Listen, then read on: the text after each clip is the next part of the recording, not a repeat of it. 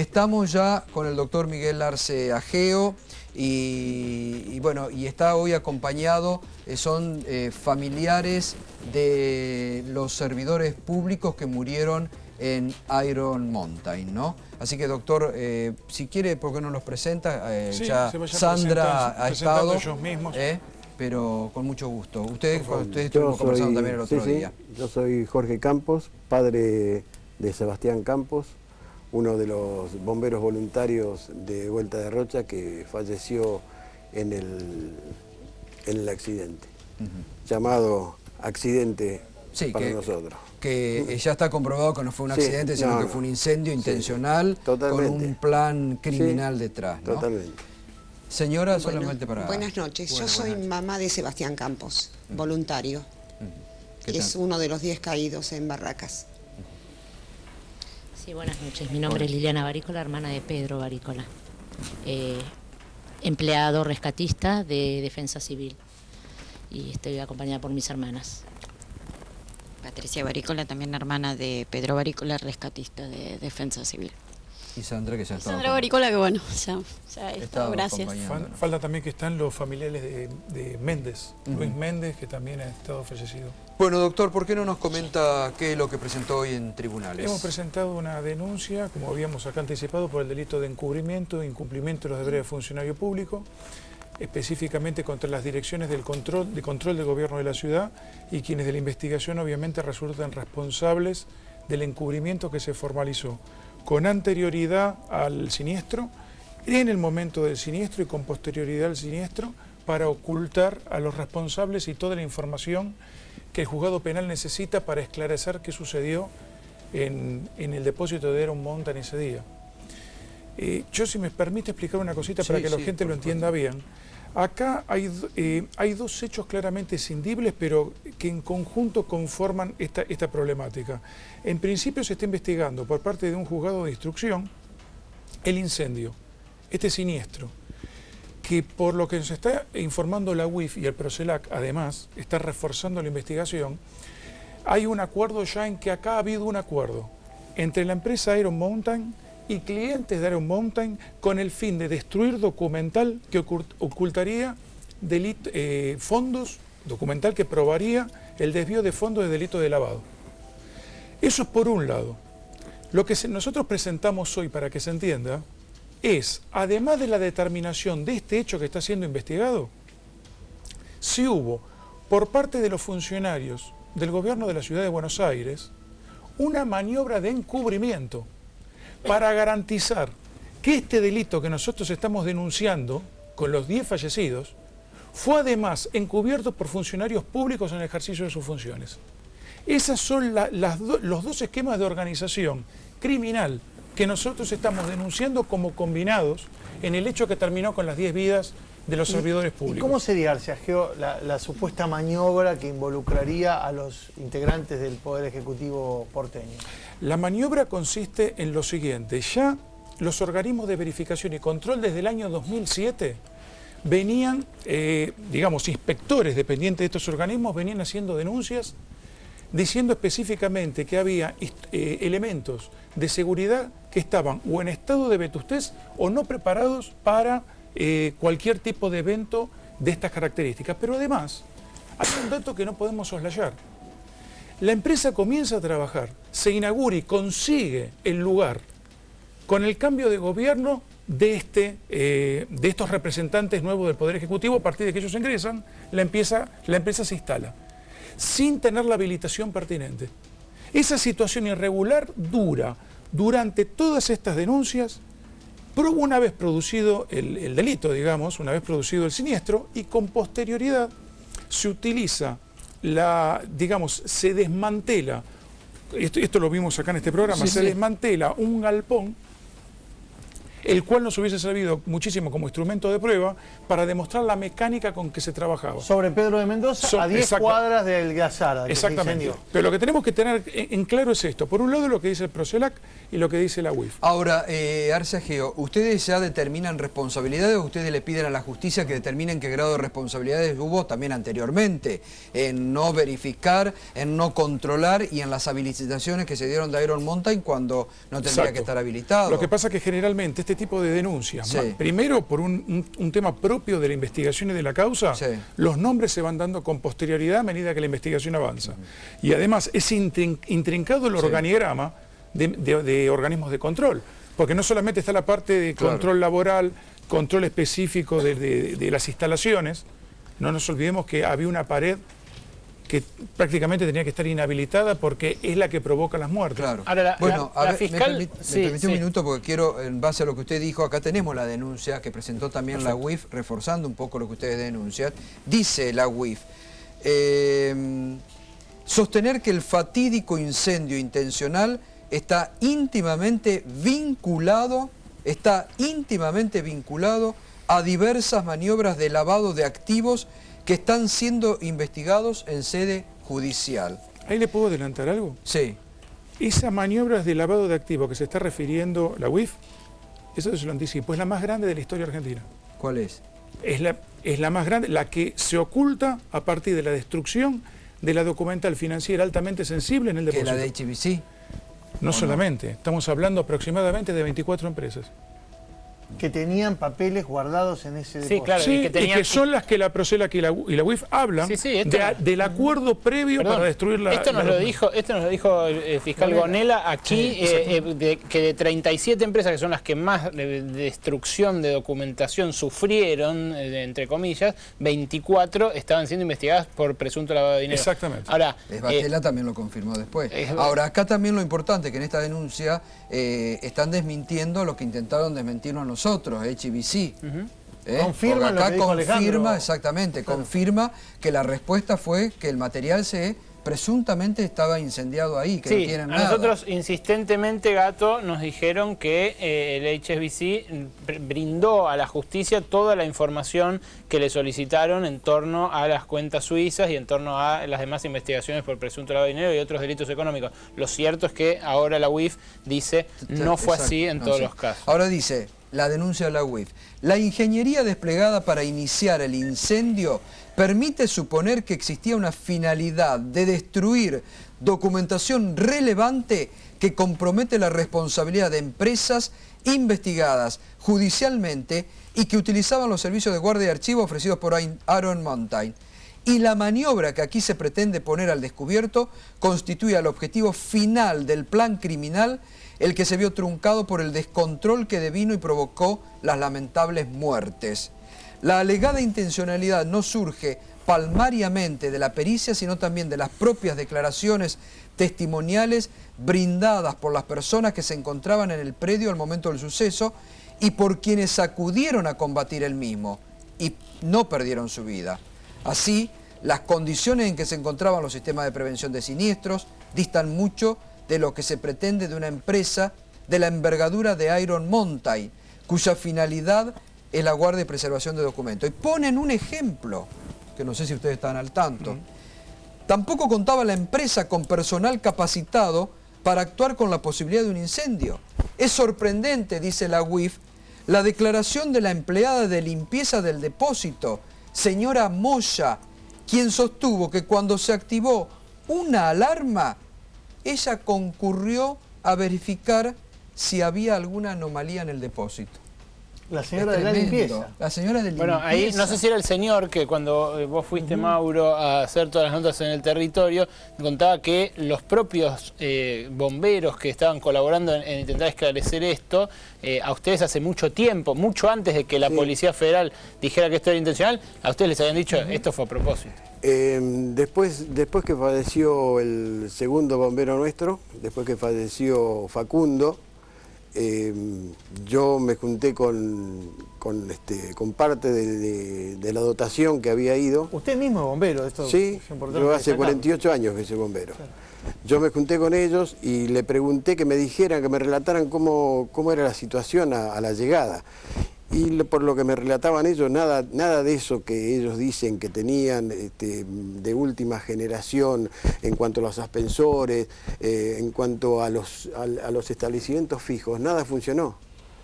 Porque uno de los bomberos, al entrar, quisieron tomar una de las mangueras de un establecimiento fijo y no salió agua. Exacto. Y los ascensores no funcionaron.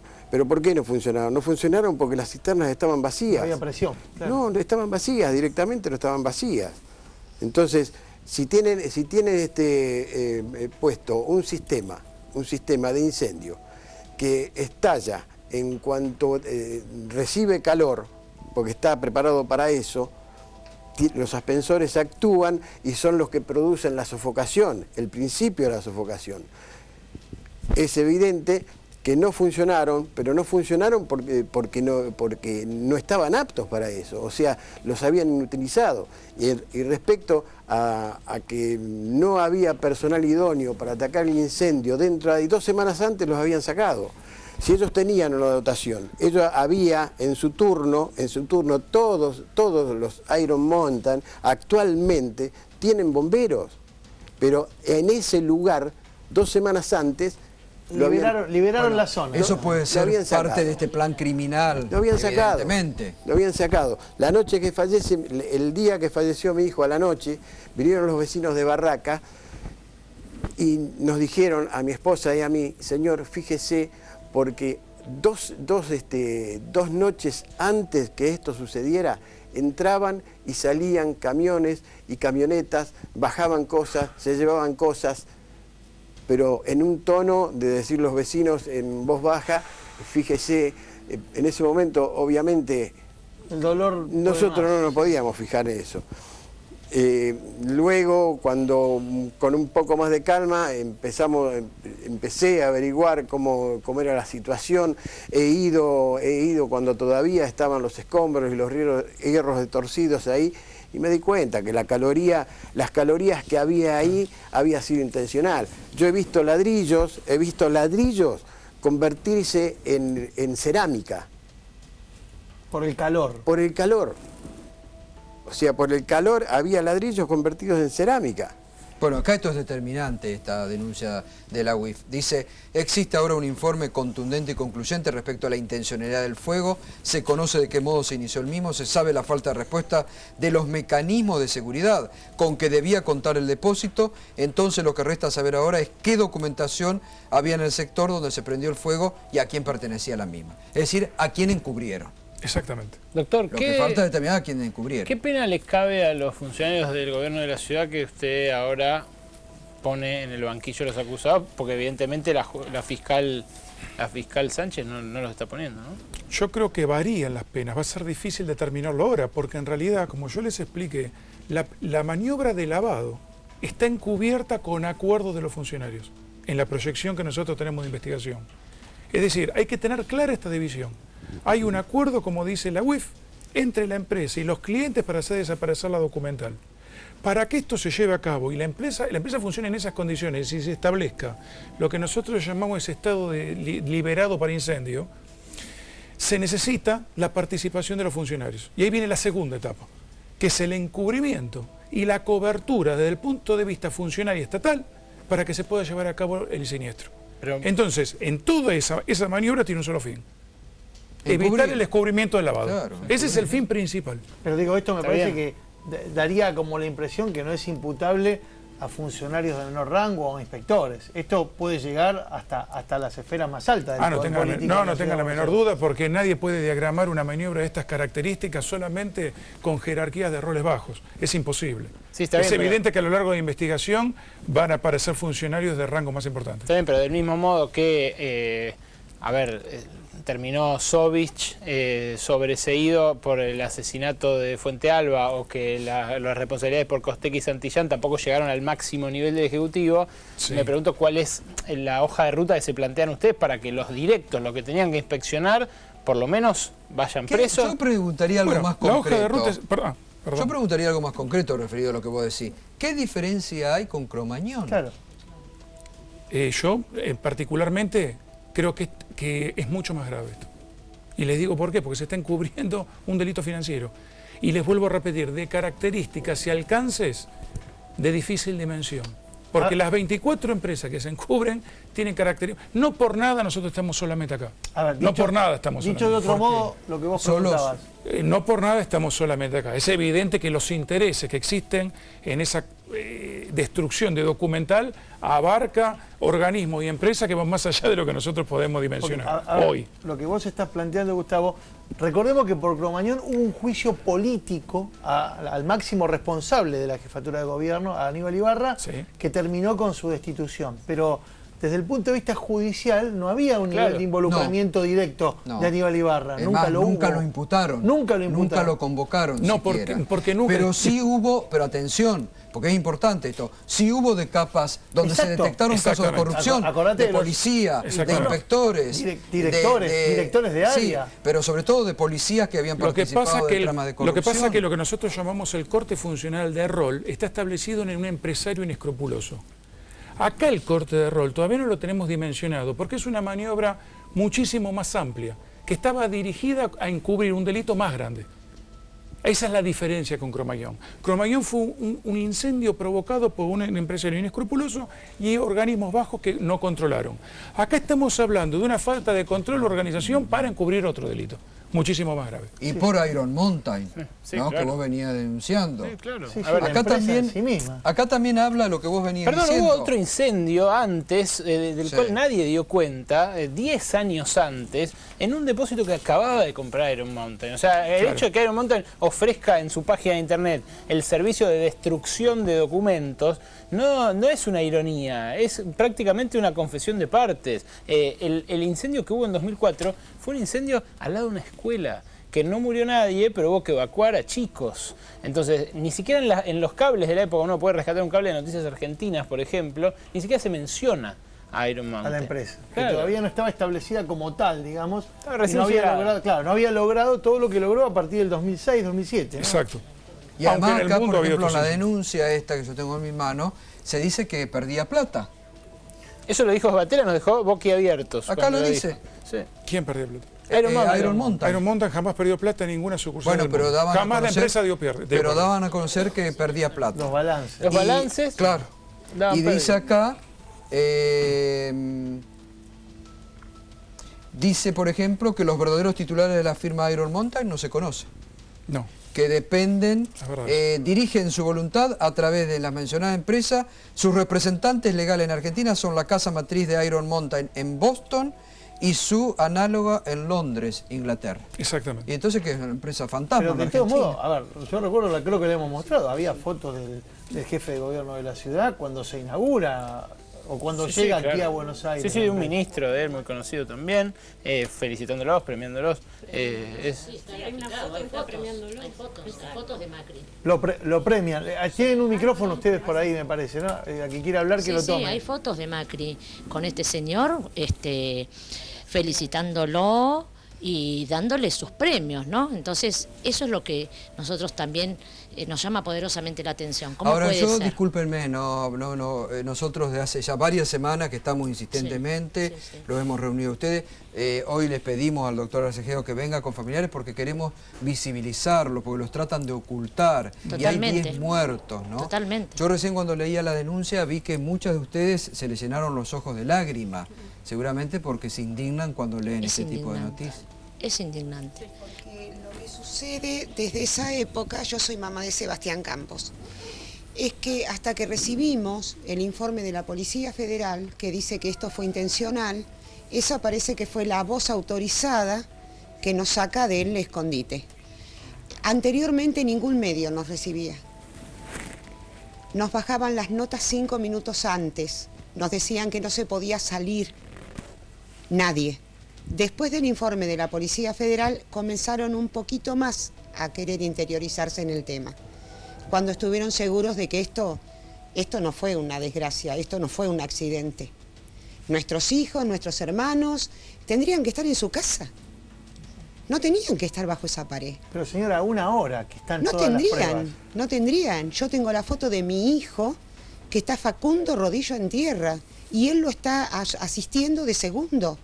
Es la última foto de mi hijo. Y mi hijo estaba en la calle, mi hijo no estaba dentro del incendio.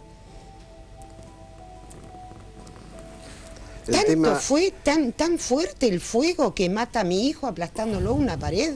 Mató a 10 que realmente no vieron venir la situación, y no por inexperiencia, no.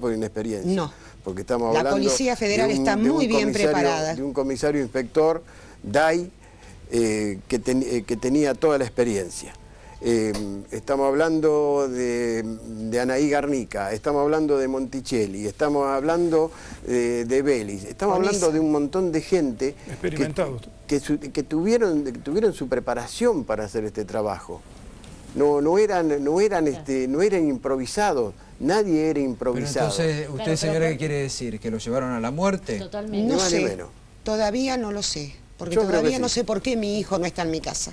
Exacto. Bueno. Entonces no puedo decir si lo llevaron o no, porque yo no sé todavía por qué no está. Mi hijo tendría que estar. Las explicaciones, yo necesito que alguien me explique. ¿Y alguien le explicó? No. ¿Alguien de la empresa fue, aunque sea a darle las condolencias? Nada. ¿Y del gobierno Mi de la familia, ciudad? El gobierno de la ciudad de Buenos Aires siempre estuvo ausente. Sí tengo que decir, y ser honesta, el ministro de Justicia, el señor Montenegro, a nosotros nos asistió desde la primera hora. Personalmente, no. Personalmente, y tengo que ser honesta porque es la realidad. El ministro Guillermo Montenegro a nosotros nos ha tendido la mano espiritual, el apoyo de hombro, el llanto mío, y hasta en más de una ocasión un maltrato hacia él de parte mía, en horas de angustia. Y el señor Montenegro se bancó todo eso y sigue estando preocupado por la familia Campos. Bueno, no así Macri. Es lo mínimo. Disculpame, Mimi, pero no es el caso nuestro. No es el caso nuestro. En el caso nuestro, mi hermano, en primera hora no debería haber estado ahí, no en la primera línea de fuego, dicho por gente experimentada que nos ha llegado ese comentario. Mi hermano era rescatista, no era bombero voluntario, y no era bombero con un grado de aprendizaje, de preparación. Mi hermano era, que de hecho, ahí voy a tener una controversia con vos, Mimi, pero debo ser honesta y ser sincera. En el propio velorio de mi hermano, el señor Montenegro dijo, nosotros no teníamos un protocolo a seguir. Entonces, ¿qué hacía mi hermano ahí? Y ahora se comprueba que ellos lo llevaron directamente a matarse, a matarlos. Esto ha sido un asesinato, pero de tan alta envergadura y con tantas cosas encubiertas. Nosotros estamos esperando, mi madre falleció 2 meses y 12 días después. Sandra, ya contado por Sandra. Y sin embargo, jamás nadie del gobierno porteño, ni siquiera el pésame nos dio. Ni siquiera mi madre. Entonces me parece que esto ya pasa a dimensiones que, a ver, los únicos que siempre nos han acompañado en los medios han sido ustedes. Y algún que otro medio. Después, ningún medio se hace eco de nuestro pedido de justicia. Nosotros pedimos justicia. Que son los únicos que hablan del tema. Exacto. Sí, hace más de 3 semanas que vienen hablando del tema. Y ningún otro medio se hace eco de esto. Yo lo que tengo que decirles es que Macri, por ejemplo, el día que falleció Facundo, apareció en el velatorio y tuvo una frase desafortunada en decir que él desconocía que tenía bomberos voluntarios dentro de su ámbito. Siendo que yo mismo... También lo es. Yo mismo, cuando él inició su campaña, la primera campaña, para ser jefe de gobierno, venía a desayunar al cuartel nuestro y dice que no nos conocía, que desconocía que tenía bomberos en su jurisdicción, bomberos voluntarios en su jurisdicción. Hay 4 cuarteles de bomberos voluntarios en su jurisdicción, no 1. Y no nos conocía, ahora no nos conocen. Entonces, eso sí se lo reclamé y se lo dije, usted no puede dejar de desconocer esto. El hermano de Facundo lo increpó y lo querían separar. Y él dijo, desconocía que tenía en mi ámbito bomberos voluntarios. Doctor Arcegeo, ¿se sabe dónde va a recaer esta denuncia? ¿Quién lo va a investigar? ¿Qué juzgado? Juzgado de instrucción 15. Juzgado de Instrucción Capital Federal, sí. 15 de la Capital Federal. Y se va a investigar, vuelvo a repetir, ¿quién es el juez? Y en este momento también están subrogando, así que No, estamos con un problema ese, sí, tenemos muchos problemas con ese tema. Bueno, les agradecemos, vamos a seguir obviamente con el tema y vamos a seguir profundizando, porque realmente es un tema que nos hemos comprometido para seguir adelante, porque son 10 muertos, son víctimas que no hay que olvidar, y además todos los días cuando uno accede a estos documentos, a las denuncias, cuando se profundiza, se ve realmente cómo se ha intentado encubrir. ¿Cómo se ha intentado encubrir? Lo que decía el doctor, obviamente intereses económicos muy poderosos son los que se están tratando de encubrir, y les importa muy poco que hayan muerto 10 personas con tal de encubrir seguramente negocios, chanchullos y actos de corrupción. Esperemos que la justicia no sea tuerta, que no se tape un ojo, vea todo, por favor, la justicia argentina.